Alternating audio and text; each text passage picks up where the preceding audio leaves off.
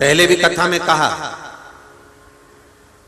1 रुपए कमा रहे हो, 1.25 रुपए खर्च चल रहा है, घर में कोई बीमार बना हुआ है, घर में कोई तकलीफ आ रही है, कष्ट आ रहा है, तो केवल एक काम करना है कि हमें शंकर भगवान को 1 लोटा जल समर्पित करना।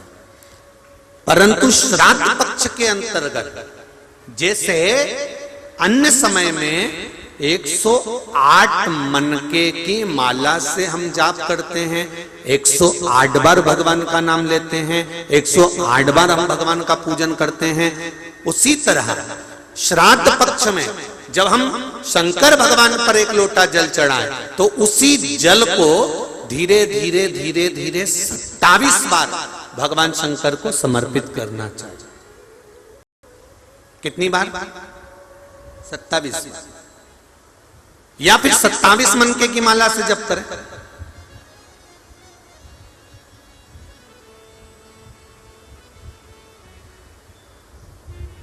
उसका फल क्या होगा?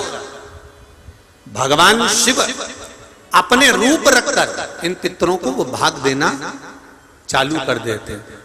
भूल से भी 16 श्राद्ध के 16 दिन में से एक दिन भी अगर हमने एक ही पानी का कलश, एक ही लोटा, ऐसा नहीं कि तुम्हें 27 बार पानी भर के चढ़ाना, लोटा एक ही है, कलश एक ही है, और उसको धीरे धीरे धीरे धीरे कर 27 बार छोड़ दिया जाता है, तो शिव महापुराण की कथा कहती है कि अगर रोज हमारे पितरों को, रोज हमारे पूर्वजों को अगर हमने तर्पण भी नहीं किया है, जल भी नहीं दिया है, और शंकर भगवान को 27 बार जल का भाग हम समर्पित करते हैं अपने पूर्वजों के लिए, तो हम नहीं भी दे पाए तो एक बार में पूरे 16 दिन का जल हम अपने पूर्वजों को प्रदान कर देते हैं।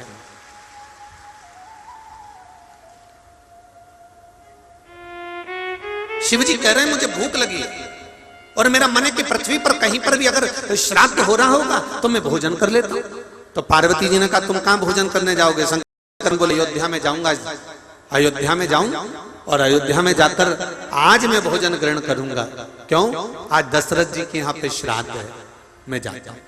शंकर भगवान जाने की तैयारी करे, ब्राह्मण लोग जा रहे थे भोजन करने के लिए, मेरा ओघड़दानी, मेरे शंभु, मेरे शंकर स्वयं एक ब्राह्मण का रूप रखकर भोजन करने के लिए अंदर प्रवेश कर गए। अब जब अंदर प्रवेश करे,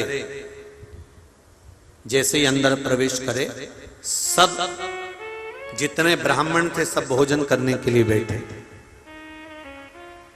सबके लिए चांदी की थाली, स्वर्ण का कटोरा, सुंदर सुंदर पकवान आकर रखा है।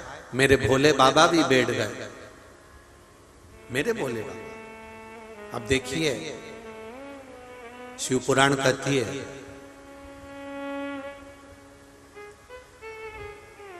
यदि श्राद्ध का भोजन,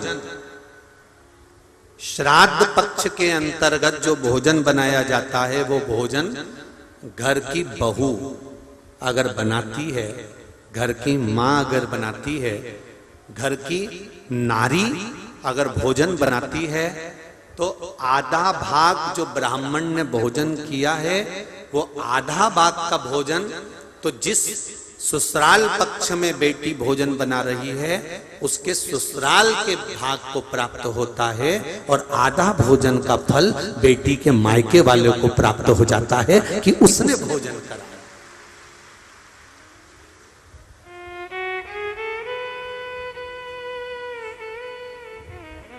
भोजन चालू हुआ,